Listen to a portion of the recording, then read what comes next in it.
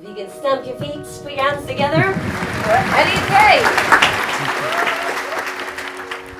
In uncertain times, the opportunity to win business are limited, regardless if you're pitching to a manager to raise investment or your board, which is why it's important to make the most of every opportunity and maximizing it. The problem is, you might not have a structure that's effective, that is agile, that often you do the same old thing that you've always done.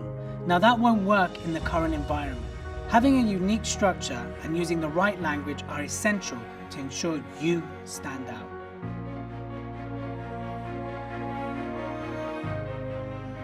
And here's the thing, when you stand for truth and you stand in your greatness and you stand for something more, one of two things happen. Of course you get recognized and acknowledged, but equally you get blowback. So it's knowing how to deal with the blowback is just as much about being more giraffe than it is about standing out.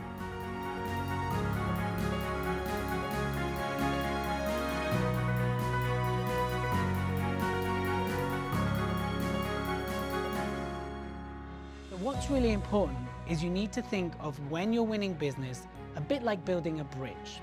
They're over here, you're over here, and the way you build the bridge is through the language that you use. Is you want to take the complicated and make it simple. And the more simple it is, the more it will land. The more it lands, the more people are likely to buy from you, invest in you, win the business. Between you and the audience, you want them to enroll into you and to buy into you.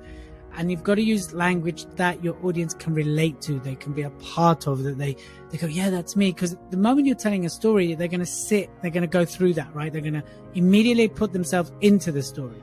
So what we want and need from you is the language that we can relate to as well. When I first heard Elliot speak, I saw that he was really able to captivate the audience and influence them. I was blown away. He can grab you from the very beginning, and by the end of his talk, there are so many takeaways. If you're an event planner, a meeting host, you're going to want to book Elliot because he's engaging, he's dynamic, and he delivers strategies for your business that you can implement as soon as you get back to the office.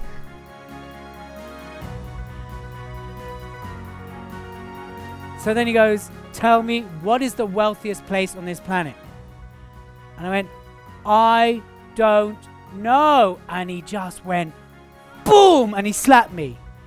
And I was like, I am going to f you up. And I was in shock.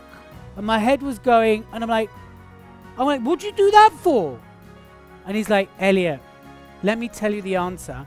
And if I never see you again, I want you to remember what I'm about to tell you. And if it changes you, great. And if it does nothing for you, your loss. So he said, Elliot, the wealthiest place on this planet is the graveyard, because people take their dreams intact to the grave. Are you going to be one of those guys? I look at you with your long hair and your ripped jeans. You think you're different, but no one's immune to death. And no one's immune to time ticking. Are you going to make your life matter?